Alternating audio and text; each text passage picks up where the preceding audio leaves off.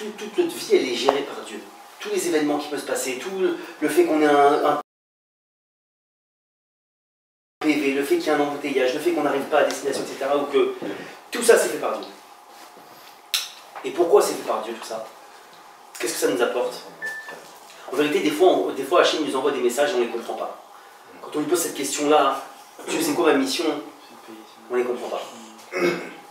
Et comme Dieu il nous aime, autant qu'un père il aime son fils, même pas autant qu'un père aime son fils. À la rigueur, l'amour qu'il a un père pour son fils, à côté de l'amour qu'a Hachem pour ses créatures, il faut que vous ayez ça en tête. C'est très très important. À côté de cet amour-là qu'Hachem, comparé à l'amour qu'Hachem a pour nous, l'amour d'un père c'est rien. Mais rien. Alors il faut comprendre quoi? Que Dieu, des fois, on arrive, j'aime cette image parce qu'elle est parlante. On peut arriver à un carrefour, ça vous est tous arrivé en voiture, on arrive à un carrefour comme ça, et on va dire qu'il y a 3-4 voies devant nous. Et on tombe sur le camion poubelle qui s'est arrêté, le mec en panne, le sens interdit, et machin, et on se retrouve avec une voie, on ne sait pas pourquoi, cette voie-là elle est ouverte. Il n'y a rien devant, on peut passer par là. Attends, mais non, mais moi je devais passer par là, je connais le chemin, je dois passer par là. Alors, attends, il y a un camion poubelle, alors t'as deux solutions. Galère. Reste là le camion poubelle 1 heure. Parce que le type il allait prendre un café au bistrot, il va revenir. Ou alors tu as une voie qui est ouverte, et c'est celle-là qu'il faut prendre. Et il faut savoir une chose, ça marche au sens propre comme au sens figuré. C'est quoi? Ça veut dire que Dieu, il t'amène là où ce sera le plus facile pour toi d'arriver à ton but. Mais nous, on n'en a pas conscience. Nous, qu'est-ce qu'on voit? Et on grogne. Les embouteillages, les galères. On n'arrive pas à l'heure. Pourquoi tu me fais ça? Et on grogne. Même dans cette situation-là, messieurs, il y a une question de grenier. Qui est-ce qui fait l'embouteillage? Qu'est-ce qui a fait que ce type-là, ce matin, il a oublié de mettre de l'essence et il tombe en panne?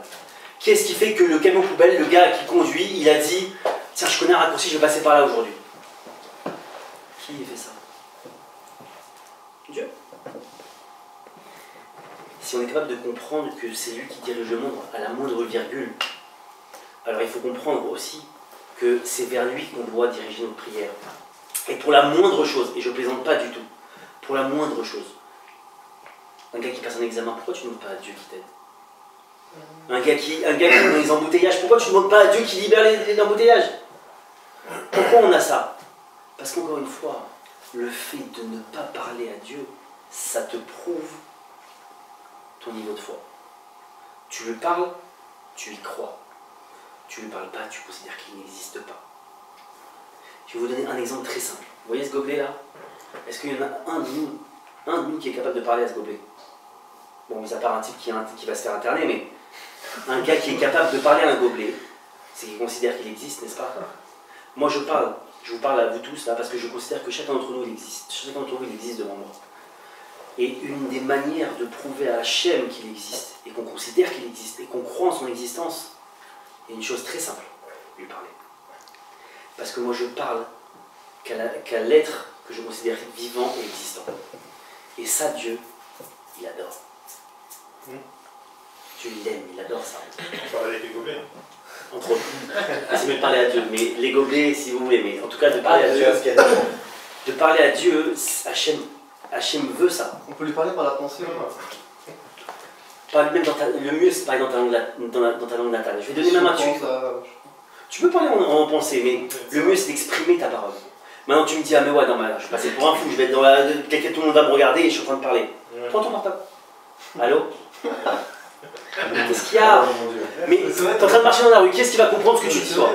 Même dans ta voiture, combien on voit de types qui sont en train de parler tout seuls, on ne sait même pas ce qu'ils disent, va savoir s'ils parlent tout seuls.